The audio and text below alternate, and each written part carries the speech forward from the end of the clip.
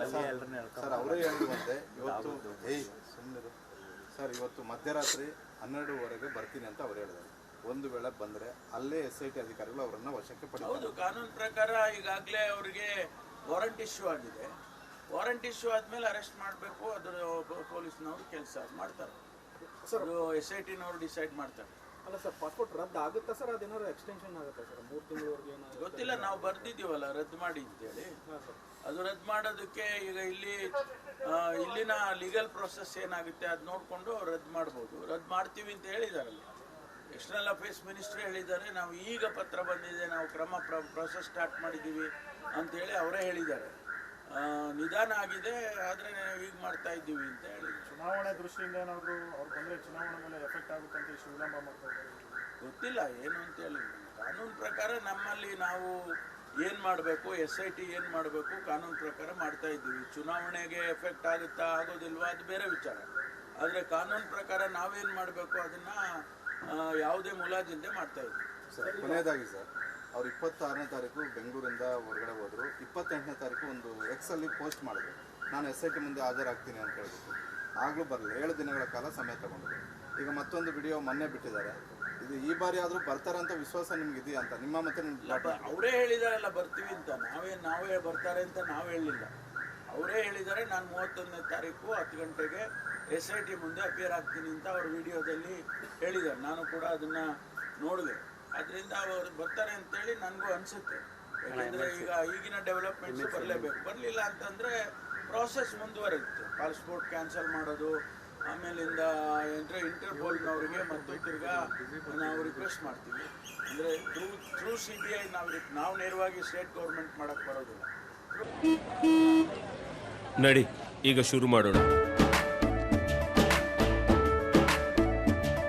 ಕೇಸರಿಯಿಂದ ಮನೋಲ್ಲಾಸ ಮನಸ್ಸು ಮತ್ತೇರಿ ಕುಣಿದಾಡಿದೆ ನೋಡು, ಮನಸ್ಸು ಮತ್ತೇರಿ ಕುಣಿದಾಡಿದೆ ನೋಡು. ಕ್ಷಣ ಕ್ಷಣವೂ ಆಚರಿಸಿ ಕೇಸರಿ ಹಬ್ಬ. ವಿಮಲ್ ಬಾಯಲ್ಲಿ ಹೇಳಿ ಕೇಸರಿ. ಗೌರ್ಮೆಂಟ್ ಆಫ್ ಇಂಡಿಯಾ ಏಜೆನ್ಸೀಸ್ ಮಾಡ್ತೀವಿ. ಸರ್, MLC ಟಿಕೆಟ್ ಫೈನಲ್ ಆಯ್ತಾ ಸರ್? ಈಗ ದೆಹಲಿಯಿಂದ CM ಮತ್ತೆ DCM ಫೋನ್ ಮಾಡಿ ಏನಾದ್ರು ಅಭಿಪ್ರಾಯ ಕೇಳಿದ್ದಾರೆ? ಯಾವುದು ಪಕ್ಷದ ಸ್ಥಾನಗಳಿಗೆ ಏನಾದ್ರು ಅದಾಯ್ತಲ್ಲ, ನಡೀತಾ ಇದೆ ಡೆಲ್ಲಿ ಒಳಗೆ. ಅಲ್ಲ, ನಿಮ್ಮನ್ನೇನಾದ್ರೂ ಅಭಿಪ್ರಾಯ ಕೇಳಿದ್ರಾ ನೀವು? ಅದೆಲ್ಲ ನಡೀತಾ ಇದೆ ಡೆಲ್ಲಿ ಒಳಗೆ. ಈಗ ಮುಗಿತಾ ಬಂದಿದೆ. ಯಾಕೆ ಸರ್ ಹಿರಿಯ ನಾಯಕರನ್ನ ಕಡೆಗಣನೆ ಮಾಡಲಾಗ್ತಾ ಇದೆಯಾ? CM DCM ಆ ವಿಚಾರ ಬಿಡಿ, ಇದು ಬೇರೆ ಕೇಳಿ. ಪಕ್ಷದ ನಿಷ್ಠಾವಂತರನ್ನ ಯಾವಾಗಲೂ ಕೂಡ ವಿಧಾನಸಭೆಯಿಂದ ವಿಧಾನ ಪರಿಷತ್ತಿಗೆ ಆಯ್ಕೆ ಆಗುವಾಗ ಪಕ್ಷದ ನಿಷ್ಠಾವಂತರಿಗೆ ಮಣೆ ಹಾಕಲ್ಲ, ಲೀಡರ್ಗಳು ನಿಷ್ಠೆ ಇರುವಂತವ್ರಿಗೆ ಮಣೆ ಹಾಕ್ತಾರೆ ಅನ್ನುವಂಥ ಒಂದು ಅಪಸ್ವರ ಮೊದಲಿಂದಲೂ ಯಾವಾಗಲೂ ಹೇಳ್ತಾರೆ. ಈಗ ನೋಡಿ, ಎಲ್ಲರೂ ಪಕ್ಷಕ್ಕೆ ನಿಷ್ಠಾವಂತರೆ. ಪಕ್ಷಕ್ಕೆ ಅದೇ ತುಮಕೂರಲ್ಲಿ ಎಕ್ಸ್ಪ್ರೆಸ್ ಕೆನಾಲ್ ಅಂತೇಳಿ ಹೇಮಾವತಿ ಕೆನಾಲ್ನಿಂದ ಮೇನ್ ಕೆನಾಲ್ನಿಂದ ಡಿವಿಯೇಷನ್ ಮಾಡುವಂಥ ಒಂದು ಯೋಜನೆಗೆ ಸರ್ಕಾರ ಅನುಮೋದನೆ ಕೊಟ್ಟಿದೆ. ಆ ಕೆಲಸ ಪ್ರಾರಂಭ ಮಾಡುವಾಗ ಇವರೆಲ್ಲ ಹೋಗಿ BJPಯವರು, ಜನತಾದಳದವರು ಅದನ್ನು ತಡೆದಿದ್ದಾರೆ. ನಾನು ಜಿಲ್ಲಾ ಮಂತ್ರಿ ಆಗಿರೋದ್ರಿಂದ ನಮ್ಮ ಮನೆ ಮುಂದೆ ಪ್ರೊಟೆಸ್ಟನ್ನು ಹಮ್ಮಿಕೊಂಡಿದ್ದಾರೆ. ಪ್ರೊಟೆಸ್ಟ್ ಮಾಡೋದು ಅವರ ಹಕ್ಕು, ಅದಕ್ಕೆ ನಾವೇನು ಪ್ರತಿಭಟನೆ ಮಾಡೋದಕ್ಕೆ ನಾವೇನು ಬೇಡ ಅಂತ ಹೇಳೋದಿಲ್ಲ. ಆದರೆ ಪ್ರತಿಭಟನೆ ಯಾತಕ್ಕೆ ಮಾಡ್ತಾರೆ ಮತ್ತು ಯಾವ ಉದ್ದೇಶಕ್ಕೆ ಮಾಡ್ತಾರೆ, ಎಲ್ಲಿ ಮಾಡ್ತಾರೆ ಅದು ಮುಖ್ಯ. ನಮ್ಮ ಮನೆ ಮುಂದೆ ಮಾಡಿ ಪ್ರತಿಭಟನೆ ಮಾಡೋದ್ರಲ್ಲಿ ಅರ್ಥವಿಲ್ಲ. ವಾಲ್ಮೀಕಿ ಅಭಿವೃದ್ಧಿ ನಿಗಮದ ಅಧಿಕಾರಿ CM ಮನೆ ಮುಂದೆ ಕೂಡ BJP ಪ್ರತಿಭಟನೆ ಮಾಡ್ತಾ ಇದೆ. ರಾಜ್ಯಾದ್ಯಂತ ಪ್ರತಿಭಟನೆ ಕರೆ ಕೊಟ್ಟಿದೆ ಸರ್. ಇನ್ನೊಂದು ಗಂಭೀರ ಆರೋಪ ಮಾಡಿದೆ ಸರ್, ಬೇರೆ ರಾಜ್ಯಕ್ಕೆ ಹಣ ಟ್ರಾನ್ಸ್ಫರ್ ಆಗಿ ಫಂಡ್ ಮಾಡಿದ್ದಾರೆ ಅನ್ನುವಂಥ BJP. ಅದು ಈಗಾಗಲೇ ತನಿಖೆ ಆದೇಶ ಮಾಡಿದ್ದೇವೆ. ತನಿಖೆಯಲ್ಲಿ ಎಲ್ಲ ಗೊತ್ತಾಗುತ್ತೆ. ಈಗ ಒಂದು ಅಕೌಂಟ್ನಿಂದ, ಮೇನ್ ಅಕೌಂಟಿಂದ ಇನ್ನೊಂದು ಬ್ರ್ಯಾಂಚ್ಗೆ ಟ್ರಾನ್ಸ್ಫರ್ ಮಾಡಿದ್ದಾರೆ ಅಂತ ಹೇಳಿ, ಅಲ್ಲಿಂದ ಈ ರೀತಿ 4-5 ಅಕೌಂಟಿಗೆ ಹೋಗಿದೆ ಅಂತ ಹೇಳ್ತಾ ಇದ್ದಾರೆ.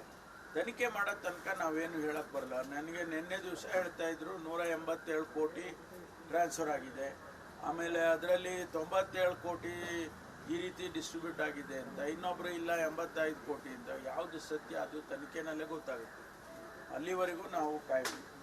ಸಚಿವರು ತಲೆದಂಡ ಆಗಲೇಬೇಕು ಅನ್ನುವಂಥ ಒತ್ತಡ ಬರ್ತಾ ಇದೆ ಸರ್. ಸರಿ, ಅವ್ರು ಹೇಳಿದರೆ ಅದಕ್ಕೆ ಬೇಕಲ್ಲ, ಏನಾದರೂ ಪುರಾವೆಗಳು ಬೇಕಲ್ವಾ? ಅವ್ರು ಹೇಳಿದ್ದಾರೆ ಡೆತ್ ನೋಟ್ನಲ್ಲಿ ಸಚಿವರು ಮೌಖಿಕ ಆದೇಶ ಕೊಟ್ಟಿದ್ರು ಅಂತ ಡೆತ್ ನೋಟ್ ಅಲ್ಲಿದೆ ಅಂತ ಹೇಳಿದೆ. ನಾನು ನೋಡಿಲ್ಲ ಅದು. ಅದನ್ನು ಎಕ್ಸಾಮಿನ್ ಮಾಡ್ತಾರೆ.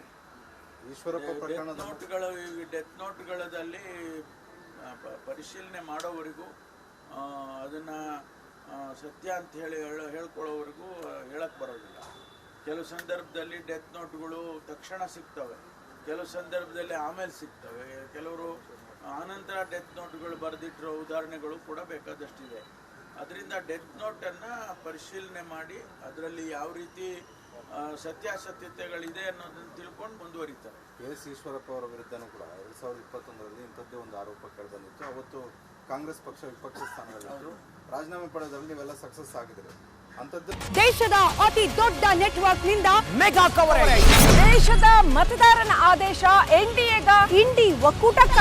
ಲೋಕ ಅಖಾಡದಲ್ಲಿ ಗೆಲ್ಲೋದ್ಯಾರು ಸೋಲೋದ್ಯಾರು. ಕರುನಾಡಿನ 28 ಕ್ಷೇತ್ರಗಳ ನಿಖರ ಫಲಿತಾಂಶ. ಫಸ್ಟ್ ರಿಸಲ್ಟ್, ಫಾಸ್ಟ್ ರಿಸಲ್ಟ್, ಪಕ್ಕಾ result. Number 1 election team, number 1 network, number 1 coverage.